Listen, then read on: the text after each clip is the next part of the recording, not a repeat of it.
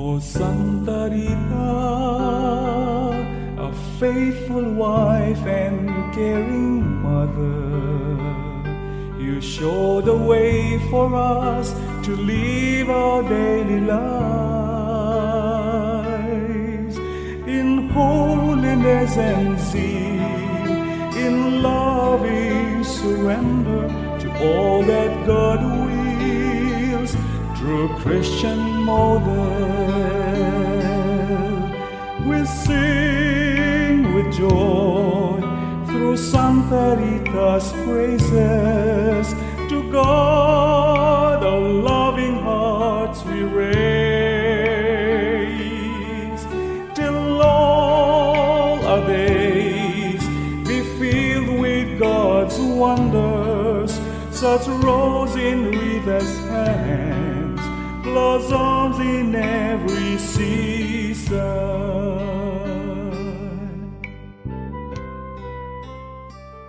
In Sister Teresa, Soru Agostinjana nsellim lek u nilqek għal-programm tagħna ta' qari spirituali li tul din l-iskeda qed ilaqqana ma' Santa Rita minn Kaxja qed naqra mill-ktieb verżjoni ġdida ta' din il-qaddisa skont sejbiet ġodda.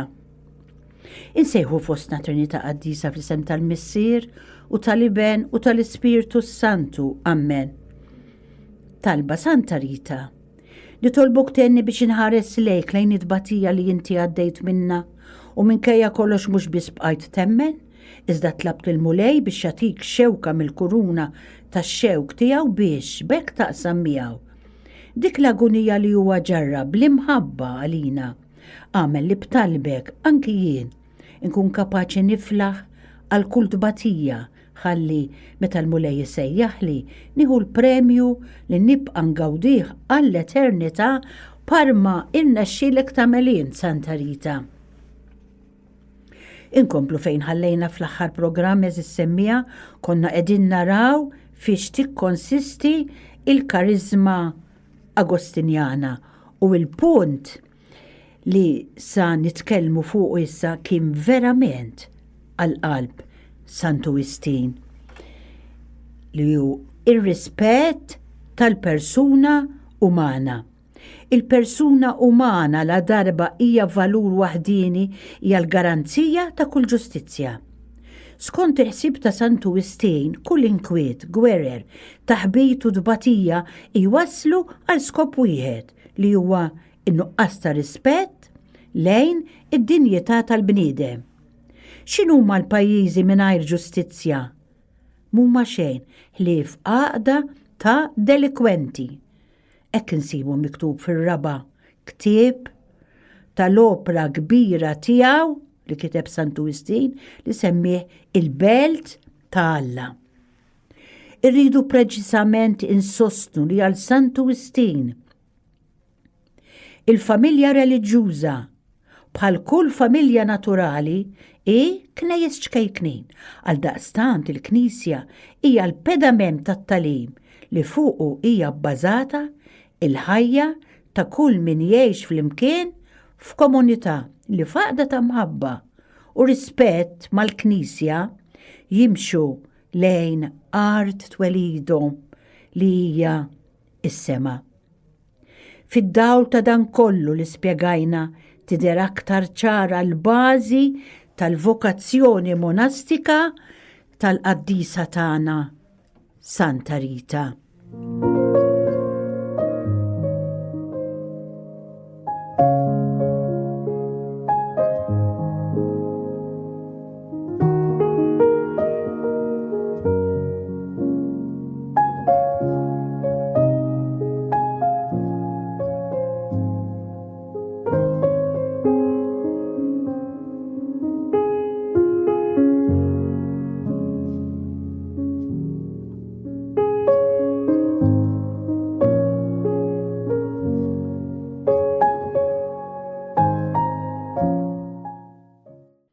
Insegwu fl-imkien ix-xewqa ta' Rita li tidħol fil-monasteru. Għal Rita ma kienitx ħaġa ħafifa li tidħol fil-monasteru għax kif ngħidu il-bniedem jipproponi u Alla jiddisponi. Fil-fatt nafu li hija kienet talbet biex tiġi milquha fil-monasteru, iżda it-talba tagħha ma ġietx milquha. Għaliex? Ġara hekk. X'impediment kellha Rita? Hekk insibu f'rakkont qasir fi ktieb dwar Santa Rita. Marret allura lej kaxxa kollha ħeġġa biex teħles mid-dilluvju tad-dinja u tidħol tistken ġewwa l-arka tal-monasteru ta' Santa Marija Maddalena. Hemm talbet b'umiltà kbira Rita biex tissieħeb bħala soru taħt ir-regola tal-Glorjus Santu Istin. Is-sorjiet iltaqgħu f'kapitlu biex jiddiskutu din it-talba ta' Rita li tresqet għal ħafna drabi. Iżda, skont ir-regola tal-monasteru kienu jaċċettaw biss xebbiet verġni u mhux romol. Dwar din it-talba ta' Rita li kienet ġiet miċħuda lilha, ħarġu ħafna teoriji. Min kif rajna aktar kmieni ma setax tidħol soru magħhom billi kienet miż-żewġa u armla. Iżda ikollna nammettu li din ir-raġuni ma kienitx eżattament it-tajba. Fil-fatt, insibu li fil-monasteru diġà kien hemm xi romol, anzi, għar-romol ta' dak iż-żmien li tingħala għall-bqija ta' ħajtek f'monasteru kien l-aktar mod qaddis u dinjetuż għalihom. Miskina Rita, mela għaliex ma kienet ġiet milquha mas-sorjiet Agostinjani għaliex? Hawn jidħlu f'diversi raġunijiet. L-ewwel nett hija kienet armla ta' raġel assassinat u għalhekk il-ġlied għal ħaq kien għadu qed jaqbad fit-toroq imdemmija ta' Kaxxja. Fil-monasteru Rita kienet se tkun ta' periklu kbir għall-komunità. Barra minn hekk, f'dokument instab li dak iż-żmien fil-lista tal-ismijiet tas-sorjiet li kien hemm fil-monasteru kien jidher l-isem ta' Katarina di Mancino li wis probabbli din kienet qariba tal-familja ta' Pawlo, ir-raġel ta' Rita.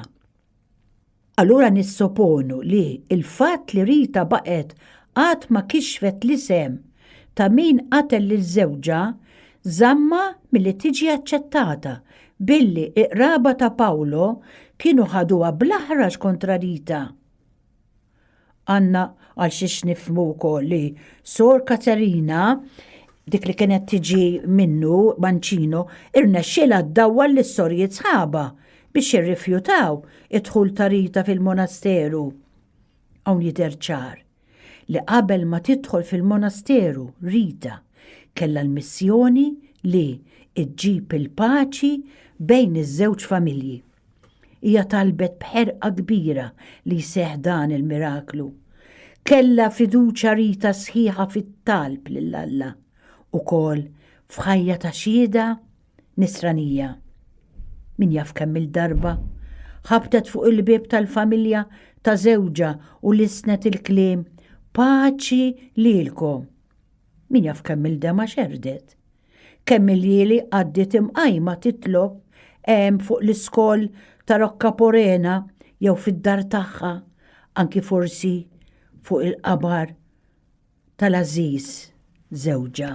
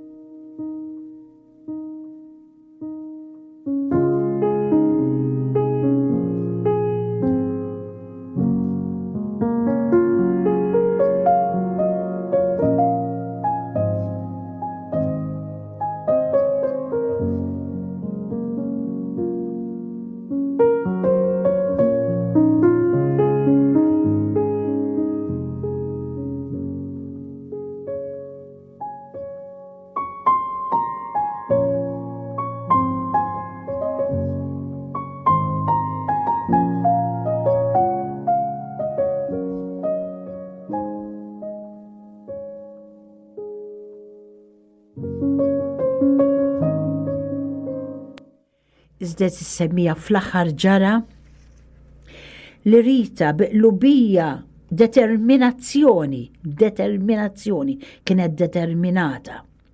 Irnexxiela ġġib il-paċi tant mixtieqa. Dan sa fl-aħħar wittiela it-triq lejn il-monasteru. Inkomplu bir-rakkont ta' ħajjita u nisimgħu x'ġara. Hekk kif Rita kienet miġbura fit-talb għal ħabta ta' nofs il-lejl, tisma' leħen jistedinha tidħol fil-monasteru. Daret f'daqqa u tilmaħ lil San Ġwan il-Battista li mexa lejn blata għolja f'tarf ta' preċepizzju u rdumijiet tal-biża. Dan il-postu magħruf bħala Skopjo di Rocca Porena. Hemm waslet Rita u għal ftit ħin sabet ruħha weħeda tosserva l-oli u fl-istess ħin waqt il-kobor tal-perfezzjoni reliġjuża li Alla kien sejħilha għaliha u fl-istess waqt il-biża li taqa' minn dak il-oli kollu. F'dak il-mument ta' biża reġgħet sabet il-konsolazzjoni minn San Ġwan il-Battista. Rita rat ukoll li issa kienu ġew ukoll Santu Wistin u San Nikola ta' Tolentino, dawn it-tlieta flimkien qabdu lil Rita bla ma taf kif din sabet ruħha fil-monasteru fejn tant xtaqet li tidħol. Kien hemm ħafna storbju filgħodu meta s-sorijiet sabu lil Rita hemm ġew. Bdew jistaġbu kif din sabet ruħha hemm ġew fl-eqqel tal-lejl bil-bibien kollha msakra. Wara li s-sorijiet semgħu minn fom Rita stess ir-rakkont ta' kif ġiet hemm ġew, iltaqgħu f'kapitlu u fl-aħħar aċċettawha biex tkun soru magħhom. Dan il-miraklu straordinarju jurina kif Rita bl-interċessjoni tal-qaddisin protetturi tagħha San Ġwan Battista, Santu Wistin u San Nikola ta' Tolentino irnexxiela tirbaħ kull tfixkil u bil-għajnuna tal-fidi u t-talb taret il-fuq len mill-mibeda, rebħet il-biża u dan wassala biex twetta ix-xewqa kbira tagħha li tidħol soru Agostinjana.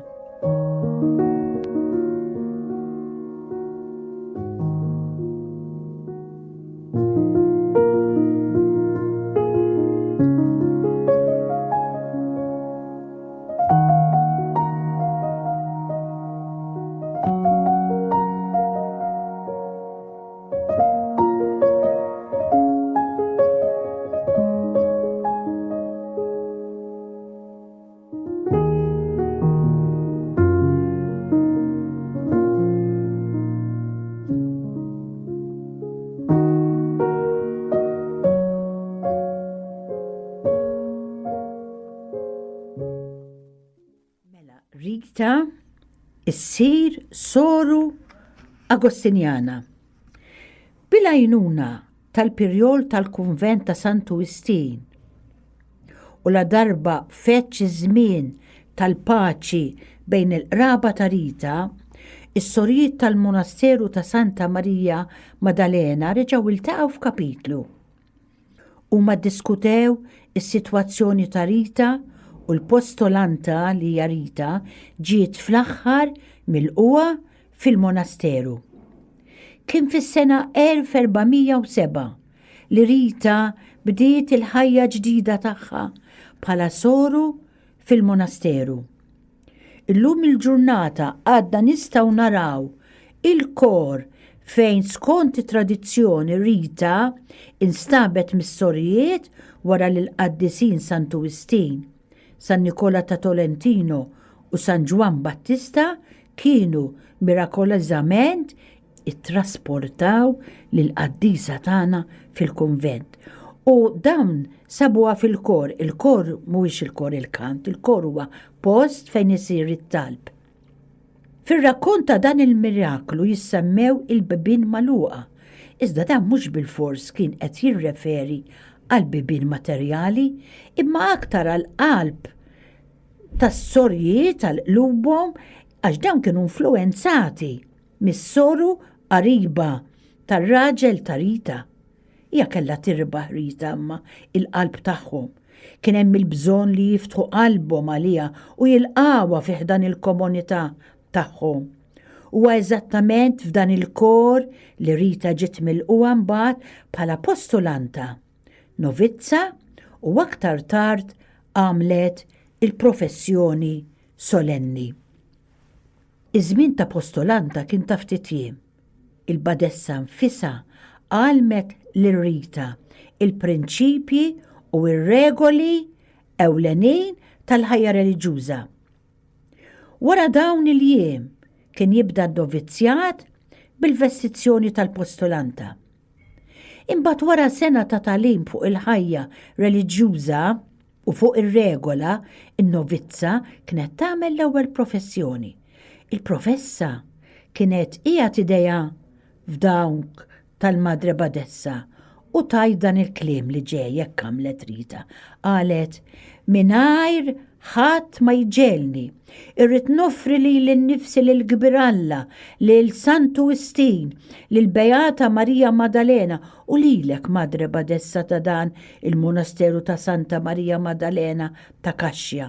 Inwiet li ngħix għal dejjem f'dan il-monasteru, li ngħix fl-ubbidjenza, il-kastità u l-faqar bla ma jkolli xejn tiegħi għal ħajti kollha u li ngħix f'dan il-monasteru skont ir-regola ta' Santu Wistin u li nobdi il-liġijiet tal-Knisja. Wara 3 snin mbagħad il-kandidata li f'dan il-każ huwa Santa Rita kienet għamlet il-voti solenni li bihom kienet qed toffri ħajjita fis-servizz ta' Alla u taħuta is-sorijiet.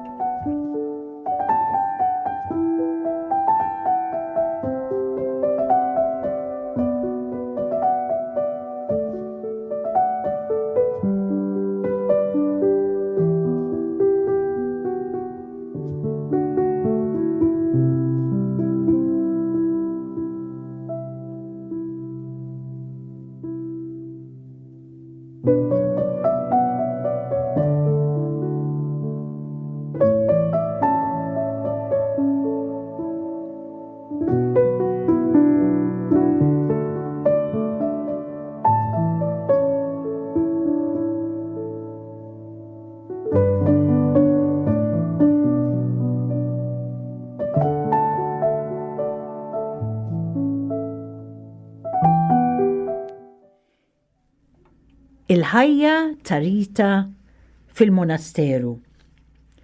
Fil-monasteru l-ħajja ta' Rita kienet waħda sempliċi. Ħajja ta' soru bħal sħaba, kienet titlob taħdem, tagħmel penitenza u tobdi.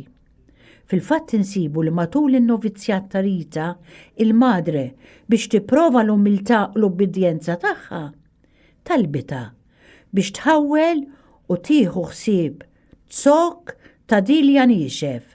Rita u bdiet, laqaltila tagħmel il-badessa, iżda l-mulej jippremja għax dak it-tsok ħal-ħajja hekk kif wasal iż-żmien u sar Dilja kbira u għammiela li kienet tagħmel ħafna għeneb. Sallum il-ġurnata, kull min iżur il-monasteru għadu jista' jara bajnejh stess dan il-miraklu. Id-Dilja ta' Santa Rita għada hemm, għada tagħmel l-għeneb, għada b'saħħitha. Illum is-sorijiet ifarku l-weraq ta' din id-Dilja biex iqasmuh bħala devozzjoni lil min jitlobhom f'każi ta' grazzja li jkunu jixtiequ jaqilgħu bl-interċessjoni tal-qaddisa. Rita issa kellha 36 sena. Wara l-professjoni solenni, Suor Rita kienet qatta ħafna ħin fit-talb u fix-xogħol waqt li tgħix ir-regola ta' Santu Wistin. Fil-ħajja monastika ta' Santa Rita nsibu xhieda ta' qdusija. Ngħidu aħna kienet issum mhux biss fil-ġranet ir-rikmandati tas-sawm u l-astinenza, imma għal-jiem twal dejjem bil-permess tal-badessa kienet tagħmel dan is-sawm. Sħaba is-sorjiet jirrakkuntaw dan li ġej. Jgħidu Rita matul il-lejl kienet issawwat lilha nfisha 3 darbiet sakemm ifetx id-demm. L-ewwel swat kienet toffrih għall-erwieħ tal-purgatorju, it-tieni għall-bżonnijiet tal-benefatturi tagħha u t-tielet darba għall-midinbin. Ta' kuljum ma għadda kienet tilbes ċintorin ngħidulu ċilizzju li kienet għamlet istess mill-lanżit aħrax tal-ħnieżer. Fit-tonika tagħha, ġifieri fil-libsa li libsu aħna bħala sorijiet, kienet ħitet xewk ippuntat li ma' kull ċaqliqa li kienet tagħmel kien ineggiża. L-ikel tagħha kien ħobs u ilma. Kienet tagħmel sawm aħrax ta' 40 jum 3 darbiet fis-sena u kienet tisar fit-talb u dan barra minn dak li kien stabbilit fil-liġi tal-Knisja bħala devozzjoni lil Madonna. Biex tagħti aktar valur lis-sakrifiċċju kienet tobdi lill-ispirtu li kienet tħoss. Iżda meta tassew kien jeħtieġ xi forma ta' mistrieħa l-ġisimha, kienet tinxteħet minn duda fl-art jew fuq xi mejda biex ma tċedix u tieqaf mis-sagrifiċċju kontinwu li kienet qiegħda tagħmel. B'hekk naraw kif fil-ħajja ta' Santa Rita insibu dejjem il-penitenza u s-sagrifiċċju. Fil-fatt dan kollu maqut ma' ħajja reliġjuża eżemplari malajr għamilha soru speċjali sew fil-monasteru u sew barra l-ħitan tal-monasteru. Il-klawsura f'dak iż-żmien ma kienx riġida. Tantu hekk li s-sorjiet setgħu joħorġu u jmorru jgħinu lil foqra, ir-romol, l-orfni u oħrajn li kellhom bżonn lajnuna.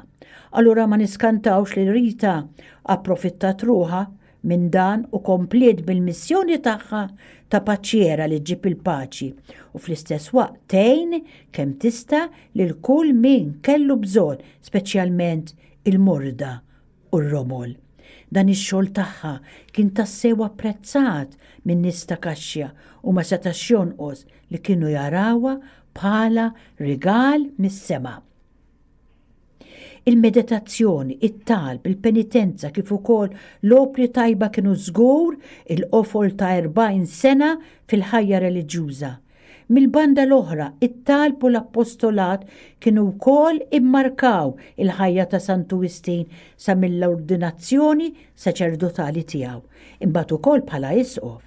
Sant'Uwistin irnexxielu jwaħħad f'armonija stupenda il-meditazzjoni tal-verità, jiġifieri it-talb mal-impenn ta' għajnuna u tal-monasteri tiegħu sew lill-patrijiet u sew tas-sorjiet programm ta' ħajja li kien tweġiba ċara u tassew għal bżonnijiet tal-Knisja. Dwar dan l-iskop insibu l-kliem sabiħ li bih Sant'Uwistin jesprimi iż-żelu tiegħu biex jaqdi lill-Knisja ta' Alla, kliem li żgur oġob lir Rita u għamlitu tagħha matul ħajjitha kollha. Din li ġejja hija silta mill-ittra li Sant'Uwistin kien kiteb lis-superjur ta' monasteru tgħidlek. Jekk il-Knisja jkollu bżonn l-għajnuna tagħna m'għandniex neħduha bħala skuża biex nolew il fuq. Lanqas m'għandna ma nagħtux każ bl-iskuża biex nitażnu imma għandna naċċettaw bil-qalb dan l-impenn li ġej minn Alla u npoġġu ruħna f'idejn dak li jmexxina li jgwida lill-fqar fil-ġustizzja u jgħallem it-twajba jimxu fit-triqatu. Lanqas ma għandkom tpoġġu l-paċi tagħkom qabel il-bżonnijiet tal-Knisja. Jekk ħadd fost it-twajbin ma jrid joffri ħidma biex iwelletu lill-ġodda, lanqas intom stess ma kontu ssibu mod biex titwildu għal ħajja spiritwali. U llum nifqu għawez is-semmija jien nixtieq insellimlek u nirringrazzjak li kont magħna għal dan il-programm. Il-paċi miegħek. O Santa Rita, a faithful wife and caring mother. You show the way for us to live our daily lives in holiness and zeal, in loving surrender to all that God wills through Christian model. We sing with joy through Santa Rita's praises. To God our loving hearts we raise, till all our days be filled with God's wonders. Such rose in Rita's hands, blossoms in every season.